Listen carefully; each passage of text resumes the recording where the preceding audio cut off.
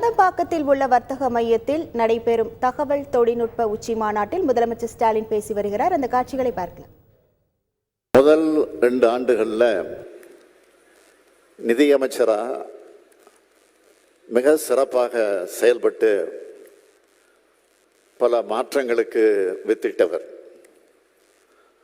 மாண்புமிகு அமைச்சர் பிடிஆர் பழனிவேல் தியாகராஜன் அவர்கள், அவரை நான் ஐடி துறைக்கு மாற்றினேன். அவரை நான் மாற்றியதற்கு காரணம், ஐடி துறையிலும் நிதித்துறை போல மாற்றங்கள் தேவைப்பட்டது. அவருடைய தலைமையில் தகவல் தொழில்நுட்பத்துறை மூலமாக தமிழ்நாட்டோட பொருளாதார வளர்ச்சியும் தமிழ்நாட்டு இளைஞர்களுக்கான வேலைவாய்ப்பும் அதிகமாகும். நான் கொடுத்த பொறுப்பை அவர் சிறப்பாக செயல்படுத்துகிறார் என்பதற்கு இந்த மாநாடு எடுத்துக்காட்டாய் அமைந்திருக்கிறது.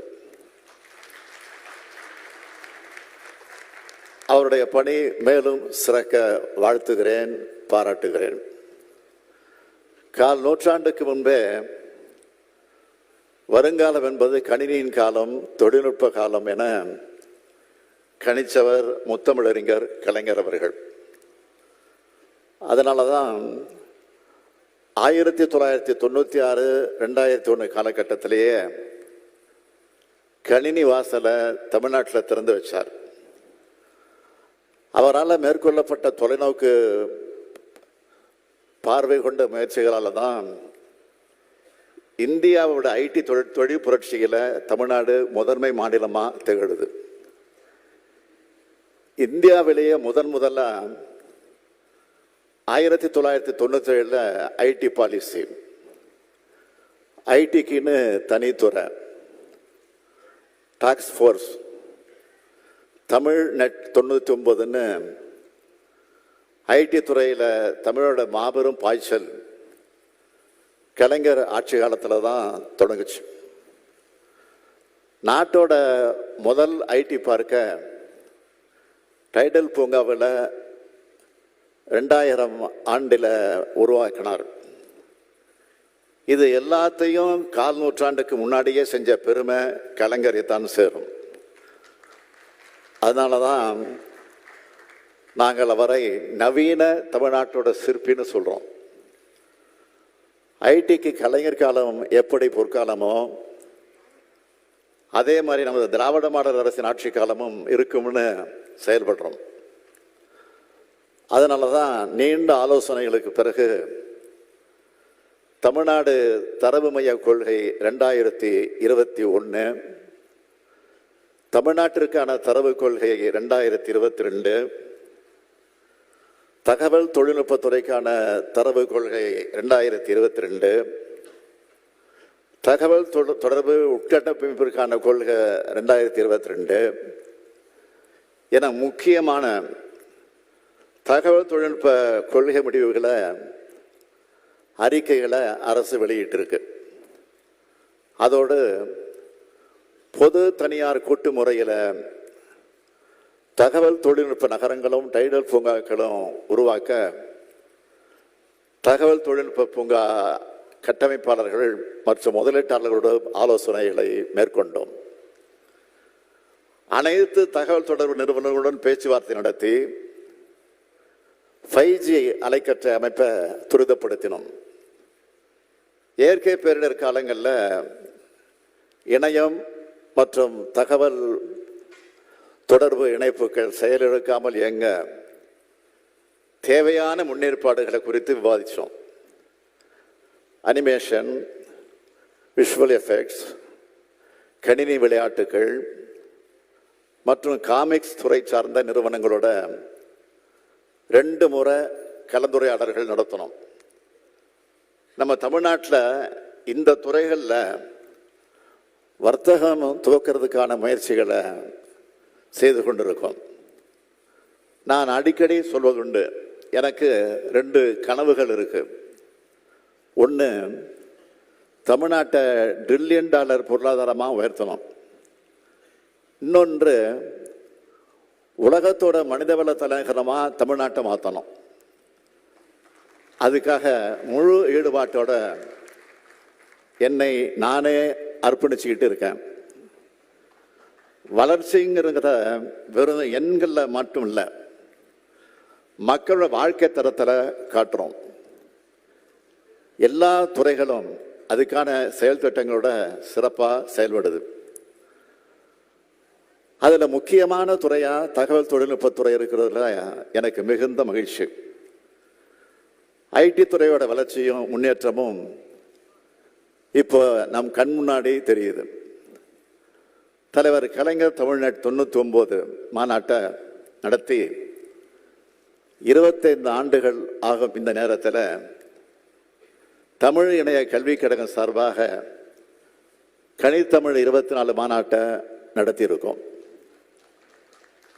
10 நாடுகளிலிருந்து 60க்கும் மேற்பட்ட கல்வியாளர்கள், அறிஞர்கள், தொழில்துறை வல்லுநர்கள் இதில் கலந்துக்கிட்டாங்க. செயற்கை நுண்ணறிவு, இயந்திர கல்வி வழி கற்றல் போன்ற துறைகளில் மொழியோட முக்கியத்துவத்தை புரிஞ்சிக்க செயற்கை நுண்ணறிவு காலத்தில் இந்தியாவிலேயே முதல் மாநிலமாக ஆங்கிலம் அல்லாத மொழியில் ஒரு தொழில்நுட்ப மாநாட்டை வெற்றிகரமாக நடத்தி முடிச்சிருக்கோம். இதுதான் திராவிட மாடல் ஆட்சியோட தனித்தன்மை. எல்காட்டில் அனுமதி வழிமுறைகள் அதை மேம்படுத்துறதுனால 5G அலைக்கற்றை நடைமுறைப்படுத்தலை துரிதப்படுத்தி இருக்கும்.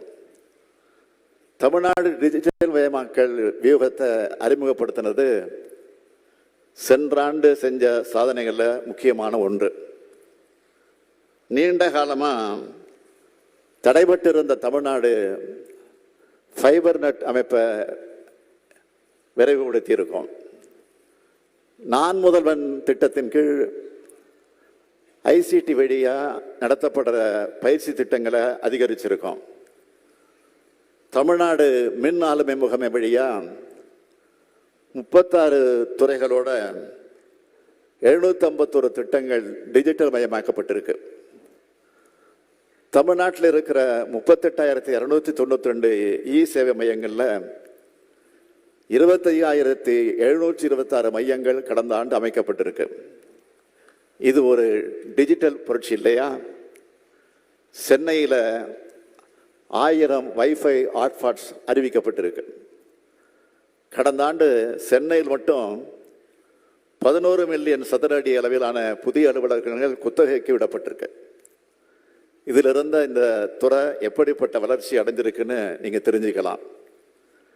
2021-22 ஆண்டுகளில் சென்னை நகர பகுதிகளில் பணியாளர்களோட எண்ணிக்கை 40 விழுக்காடு வரைக்கும் அதிகரித்து இருக்கிறதா சென்னை பெருநகர மாநகராட்சி கவுன்சில் மதிப்பிட்டிருக்கு.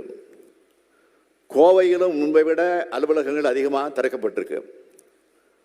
5 நாட்கள் முன்பு கடந்த பிப்ரவரி 19 அன்று வெளியிடப்பட்ட நிதிநிலை அறிக்கை, அதில் புதிய அறிவிப்புகள் வெளியிடப்பட்டிருக்கு. புதிய தொழில்நுட்பங்கள் அதை உருவாக்குற புத்தொழில் நிறுவனங்களுக்கு நிதி உதவி அளிக்க இந்த ஆண்டு 5 கோடி ரூபாய் நிதி ஒதுக்கீடு செய்யப்பட்டுள்ளது. கோயம்புத்தூரில் புதிய தகவல் தொழில்நுட்ப பூங்கா 20 லட்சம் சதுர அடியில் 1100 கோடி ரூபாய் செலவில் உருவாக்கப்பட இருக்கு. அடுத்த 5 ஆண்டுகளில் 200 கோடி ரூபாய் செலவில் மாநில தரவு மையம் மேம்படுத்தப்படும். மதுரையில் புதிய டைடல் பூங்காக்கள் 6.4 லட்சம் சதுர அடியில் 345 கோடி ரூபாய் செலவில் உருவாக்கப்பட உள்ளது. திருச்சியில் 6.3 லட்சம் சதுர அடியில் 350 கோடி ரூபாய் செலவில் புதிய டைடல் பூங்காக்கள் உருவாக்கப்பட இருக்கு.